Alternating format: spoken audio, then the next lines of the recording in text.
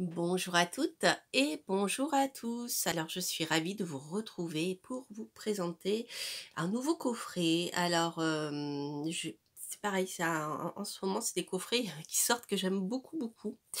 Il s'agit du tarot symbolique d'Oswald Wirth, donc avec un livre de petit format et le jeu original en 22, donc les 22 arcanes majeurs parce que a priori le tarot d'Oswald Wirth ne comporterait au départ que les 22 arcanes majeurs. Voilà. Donc ce jeu, le livre a été écrit par, je vais vous donner son nom, Régine Bresque-Collonges, hein, je ne sais pas si je le prononce bien. Le livre, c'est une réédition, donc je vais vous expliquer tout ceci, qui présente bien tout le symbolisme du tarot vu par Oswald Wirth, donc qui lui-même a dessiné ce jeu. Voilà. Donc le jeu, les illustrations ont été créées par Oswald Wirth. Alors, ce sont donc les coffrets traditionnels des éditions Trajectoire, hein, voilà, avec le format et je ne sais pas si vous voyez bien, c'est un noir qui ne marque pas et ça c'est bien. La matière permet de ne pas, voilà, pas avoir des traces de doigts sur le noir, c'est toujours, voilà, toujours embêtant. Et ici, donc, vous avez le jeu, donc, hop, qui est de très très bonne qualité. C'est un vrai plaisir. Vous allez voir, il est super joli en plus. Alors, donc, le format, donc c'est format tarot, hein, traditionnel. Voilà, il est étroit, les lames sont étroites et longues. Le jeu, donc vous voyez, je l'ai déjà utilisé, a des dorures qui est jusqu'à présent, je crois que les éditions de ce jeu n'avaient pas ces dorures-là. Il y a quelque chose qui est sympathique derrière. Les dorures sont sur le fond, en fait. Ça fait un peu art nouveau, je trouve, même art déco. Dans la... Voilà. Je ne sais pas si vous voyez bien à l'écran. À l'écran. Voilà. Alors, donc vous avez les arcanes majeures avec le nom, le numéro et la lettre hébraïque qui est associée. Voilà, donc les cartes sont souples, de bonne qualité, elles ne sont pas trop fines. Et voilà, elles reviennent bien, elles glissent très très bien. Donc j'aime beaucoup beaucoup ce jeu, c'est une belle découverte. Voilà, alors on va voir le livre qui est extrêmement riche. Il y a beaucoup à dire. Je vais essayer de ne pas faire une vidéo trop longue. Alors, donc j'aime bien ce format parce que finalement, même si le livre est de petite taille, hein, ce format permet d'avoir une police de caractère un peu plus élevée. Donc je trouve que voilà, pour les personnes qui ont des yeux un peu fatigués, c'est sympa. Hop, avec une petite citation que je vais vous lire, que je trouve très intéressante. À côté de la science exacte, il est une autre forme de science qu'on pourrait appeler la science de l'homme entre guillemets. Une science dans laquelle la connaissance dépend de la maturité du connaissant et le fait accéder à une nouvelle dimension de sa conscience. Par Carl Graf Durkheim.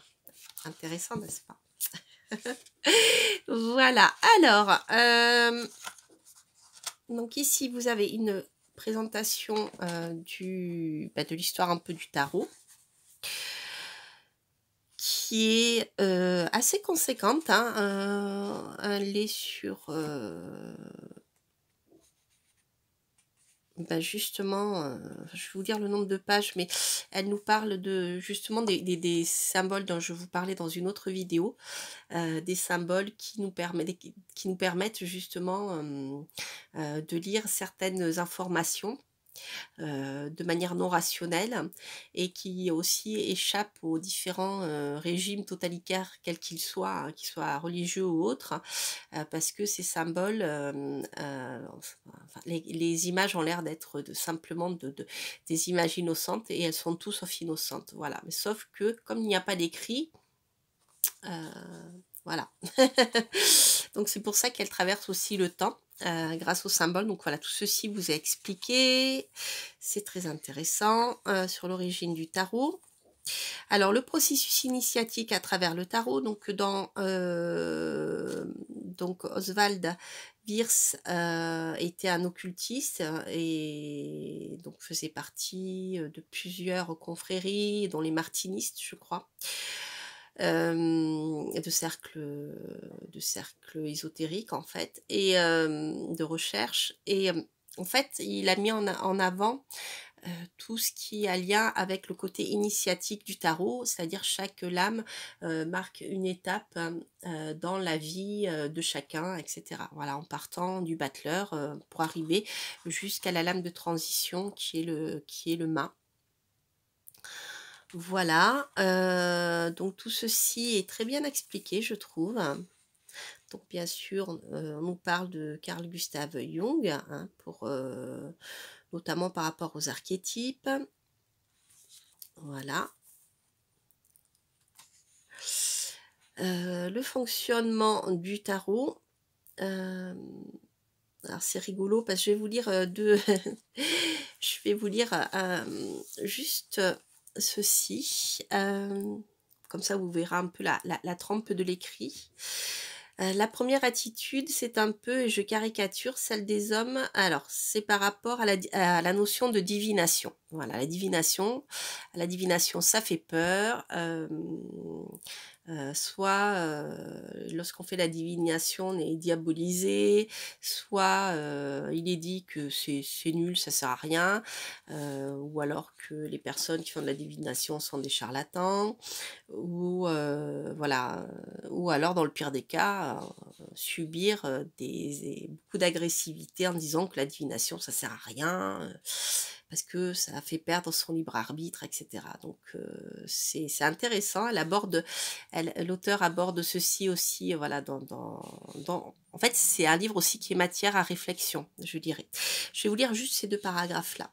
Alors, par rapport à la divination, la première attitude, c'est un peu, et je caricature, celle des hommes préhistoriques devant la foudre tombante du ciel, le sentiment confus de quelque chose qui nous dépasse et qui éveille une crainte superstitieuse, un mélange diffus d'inquiétude et paradoxalement de confiance. On ne sait pas pourquoi, mais c'est là et on y croit. La seconde est celle des esprits pseudo-rationalistes et cartésiens. Pour eux, ce qui touche de près ou de loin à la divination est une survivance des temps obscurs pétris d'ignorance. Oui, mais dirait Cyrano, c'est un peu court, jeune homme. Vous voyez, voilà, je vous l'ai dit parce que je trouve que c'est très bien écrit et puis voilà, l'auteur a de l'humour aussi et donc je trouve que c'est un livre qui est extrêmement intéressant. Alors, qu'est-ce que je voulais vous dire d'autre? Voilà, là on a toute donc l'introduction. Ce que j'ai...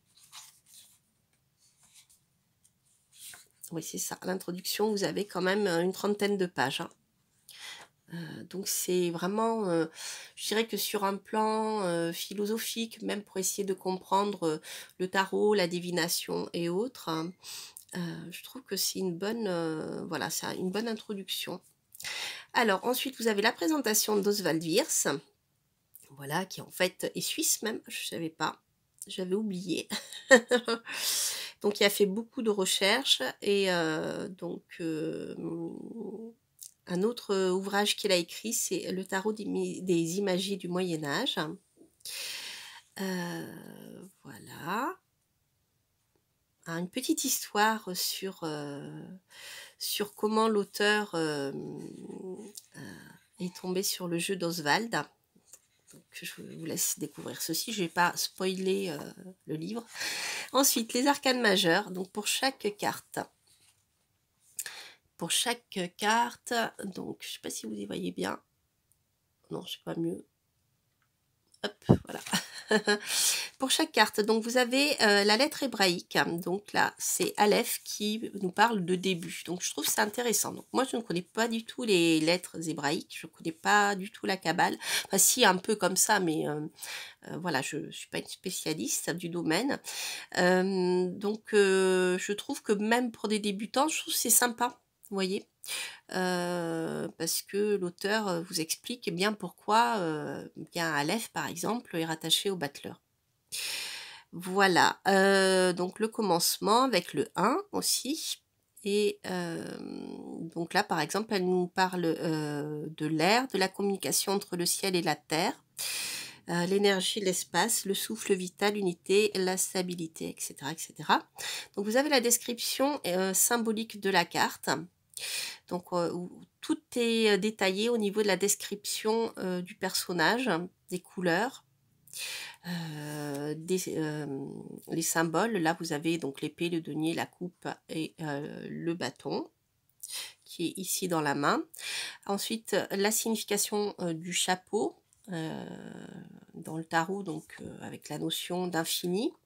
Et les couleurs aussi, la symbolique des couleurs. Voilà. Pourquoi il est debout, etc. La signification des données, de la terre, etc., etc. Donc c'est vraiment très fouillé, je dirais, sur le plan visuel, voilà, avec les chaussures noires. Donc là, vous voyez, on a un rapport, je ne vous l'ai pas dit, mais on a aussi un grand rapport avec l'alchimie. Hein. Donc on est vraiment dans la tradition hermétique, avec la tradition avec un grand T. Hein. Voilà, donc c'est bien, je trouve que c'est...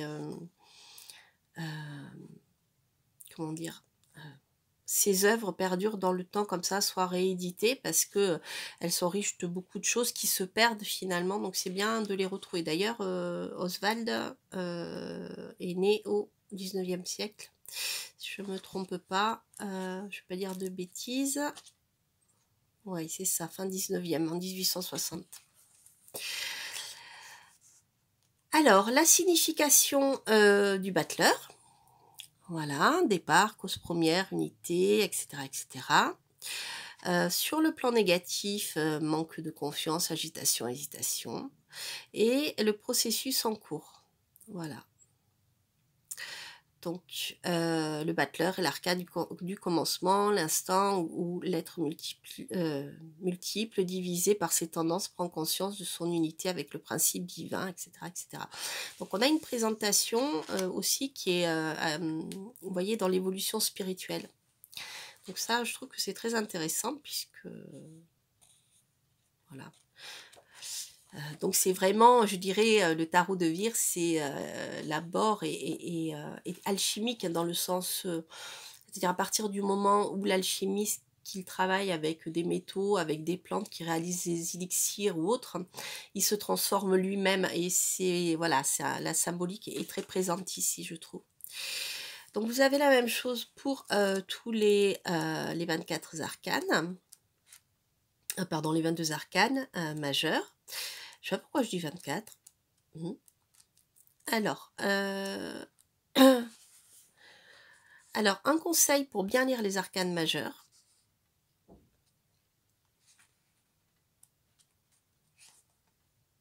La signification des éléments.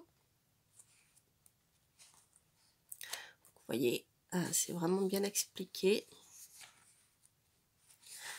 La signification symbolique des 4 éléments en détail. Les archétypes, donc cher à Jung.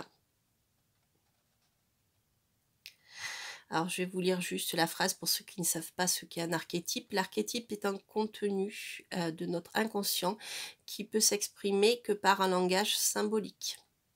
Pour comprendre ce concept un peu difficile, on pourrait imaginer l'inconscient comme une sorte de confuse masse nuageuse d'où émergeraient des formes, des images vieilles comme l'humanité, et son expérience, des images symboliques à travers lesquelles les archétypes prendraient forme, des images qui parleraient des rapports entre Dieu, l'univers et l'homme, et qui représenteraient la somme des possibilités latentes de l'humain, tout ce que l'homme peut faire, vivre, expérimenter, éprouver.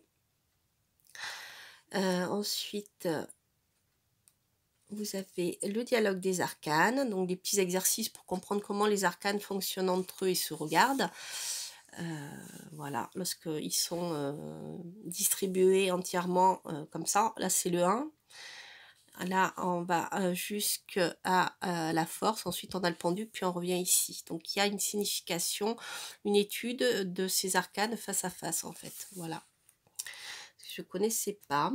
Donc, je vais le découvrir. Un petit guide d'interprétation. Voilà, pour aider à poser les questions. Le tarot de l'ermite, donc c'est le tirage en croix qui utilise justement la réduction théosophique. Ici, vous voyez les cartes qui sont ici. Voilà. Donc, c'est la somme de ces deux cartes en fait qui se retrouvent ici. Voilà, donc en fait, ça nous permet d'agrémenter le tirage, donc c'est très intéressant. C'est quelque chose aussi que j'utilise beaucoup. En position 1, en position 2, en position 3, en position 4, en position 5, voilà. Et donc, vous avez vraiment un exemple comment calculer, faire le calcul et la réduction théosophique. Donc là, par exemple, entre la carte 18, la lune, et la carte numéro 13, l'arcane sans nom, vous les additionnez et vous réduisez ensuite. Donc on tombe sur 31. Et comme il n'y a que 22 arcanes majeures, eh bien vous réduisez 3 plus 1, ça fait 4. Donc on a ici l'empereur. Voilà, ça c'est la réduction théosophique. Comment poser la question ? Bien formuler sa question, ça c'est important. J'insiste lourdement. Quelle est la vraie question? Donc parfois il y a une question derrière la question. Hein. C'est pas pour embêter le tarologue, l'astrologue ou le cartomancien. C'est simplement que des fois, et bien derrière une question, il y a plusieurs enjeux et que parfois derrière, par exemple là, l'exemple qui est pris dans le cas d'une séparation. Inquiétude concernant une séparation. L'inquiétude derrière, qui est importante, c'est la question financière. Voilà, donc l'auteur explique comment faire pour découvrir la vraie question. Des petits conseils pour voilà, et vous aider à prédire. Voilà les amis. Alors, ce que je vais faire, et comme je le fais pour chaque oracle ou tarot que je présente, je fais toujours un tirage à 2 choix. Donc ça c'est pour les nouveaux venus. je vous souhaite la bienvenue déjà. Et j'en profite pour saluer mes chers abonnés au passage. Donc je fais toujours un tirage à 2 choix. Qui nous permet de voir comment bien, le jeu fonctionne, parce qu'à chaque fois je lis une partie du livre, donc ça, voilà, ça nous permet de voir ce que vous pouvez trouver dans le coffret et si ça peut vous parler. Donc vous avez le choix entre la pierre noire obsidienne et la pierre orange dont j'ai oublié le nom. Voilà, donc si vous la reconnaissez, je vais vous la montrer de plus près. C'est pas une cornaline. Voilà, on dirait une agate, mais je sais qu'elle a un nom particulier, mais je l'ai oublié. N'hésitez pas à le mettre, et si jamais je m'en souviens, je vous le mettrai à la fin de la vidéo. Alors, donc vous pouvez poser une question par pierre, ou choisir une des 2 pierres et poser une question. Alors, on va commencer par la première, la pierre noire. Hop. Et ensuite la pierre orange. Voilà. Alors je vais prendre le livret et le livre et on va voir ce qu'il nous dit. Donc nous avons déjà ici la force. Donc déjà c'est une carte qui est extrêmement positive dans le sens, si par exemple vous cherchez un travail ou si vous voulez mettre en place quelque chose, un projet, vous êtes dans une position de force. Mmh. Donc ça, c'est très bien. C'est une carte qui peut vous mettre aussi après il faudrait voir avec un tirage complet, mais c'est une carte qui peut nous mettre en garde contre les rapports de force, peut-être être un peu plus doux, et ne pas forcément utiliser l'agressivité ni physique ni verbale, et utiliser une autre force pour pouvoir atteindre, son objectif. Alors, on va voir avec, le